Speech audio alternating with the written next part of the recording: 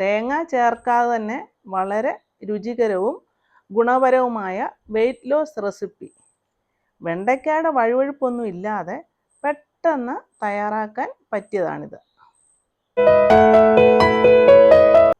Wait ലോസിന് മാത്രമല്ല, ചോറിൻ്റെയും ചപ്പാത്തിയുടെയും best side ഡിഷായ ഈ recipe തയ്യാറാക്കാനായിട്ട് 1/4 കിലോ വെണ്ടയ്ക്കായും 3 മുട്ടയുമാണ് പ്രധാനമായും വേണ്ടത്. വെണ്ടയ്ക്ക ഈ രീതിയിൽ കട്ട് ചെയ്ത് വെക്കുക. ഇതിൻ്റെ കൂടെ തന്നെ മറ്റുള്ള ഇൻഗ്രീഡിയൻസും കൂടെ തയ്യാറാക്കി വെക്കണം. അതിനുശേഷം ഒരു പാനിൽ വെളിച്ചെണ്ണ ഒഴിച്ച് ചൂടാക്കുക. ഇതിലേക്ക് 1/2 ടീസ്പൂണ് വലിയ ജീരകമാണ് ഇടുന്നത്.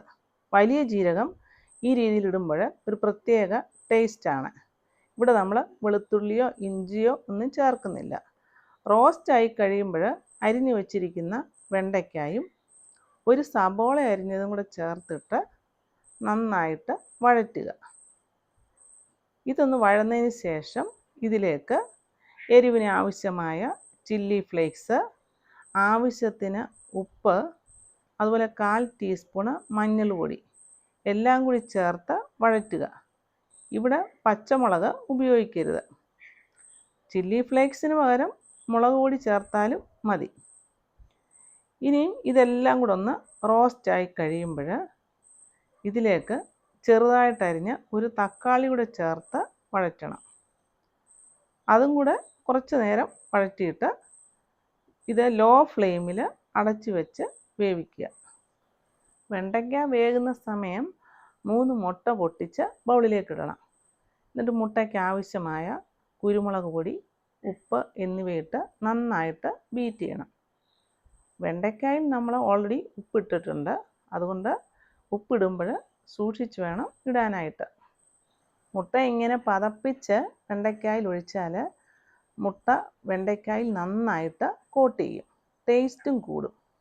എന്നാൽ പാനിൽ സെപ്പറേറ്റായിട്ട് മുട്ട ഒഴിച്ചാൽ വെണ്ടയ്ക്കായിൽ മുട്ട ശരിക്കും പിടിക്കുകയില്ല. ഈ സമയം നമ്മൾ അടപ്പൊക്കെ തുറന്ന് നോക്കുക. വെണ്ടയ്ക്ക വെന്ത് വന്നിട്ടുണ്ട്. നന്നായി ഇളക്കുക. അതിനുശേഷം നമ്മൾ നേരത്തെ പതപ്പിച്ച് വെച്ചിരിക്കുന്ന മുട്ട വെണ്ടയ്ക്കായിലേക്ക് ഒഴിക്കുക. ഇങ്ങനെ മുട്ട ഒഴിക്കുമ്പോഴാണ് ഇത് വെണ്ടയ്ക്കായിലേക്ക് കൂടെ ചേർന്ന് വെണ്ടയ്ക്കായ്ക്ക് നല്ല ടേസ്റ്റ് ആകുന്നത്. ഇങ്ങനെ മുട്ട ഒഴിച്ചതിന് ശേഷം ഇത് 1/2 മിനിറ്റ് ലോ ഫ്ലെയിമിൽ അടച്ചു വെച്ച് വേവിക്കണം.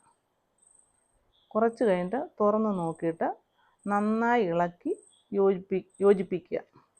മുട്ടയും മസാലയും എല്ലാം ഇപ്പോൾ വെണ്ടയ്ക്കായിൽ പിടിച്ചിട്ട് വെണ്ടയ്ക്ക നല്ല ഡ്രൈ ആയി വന്നിട്ടുണ്ട്. ഇനി ഇതിലേക്ക് അരിഞ്ഞ മല്ലിയിലയോ കറിവേപ്പിലയോ വിതറി ഫ്ലെയിം ഓഫ് ചെയ്യുക. കറിവേപ്പില മുഴുവനായിട്ട് ഇടരുത്. കാരണം നമ്മൾ കറിവേപ്പില എടുത്തു കളഞ്ഞാൽ അത്രയും മുട്ടയുടെ നഷ്ടമാകും. അതുകൊണ്ട് ഒന്നില്ല കറിവേപ്പില അരിഞ്ഞ് ഇടുക, അല്ലെങ്കിൽ കറിവേപ്പില ഇടാതിരിക്കുക. പെട്ടെന്ന് ഉണ്ടാക്കാവുന്ന ഈ ഹെൽത്തി ടേസ്റ്റി വെണ്ടയ്ക്ക റെസിപ്പി തയ്യാറായി കഴിഞ്ഞു. എളുപ്പം ഉണ്ടാക്കാവുന്ന ഈ റെസിപ്പി നിങ്ങൾക്ക് ഇഷ്ടമായെങ്കിൽ ലൈക്ക് ചെയ്യുക, ഷെയർ ചെയ്യുക, കമൻറ്റ് ചെയ്യുക.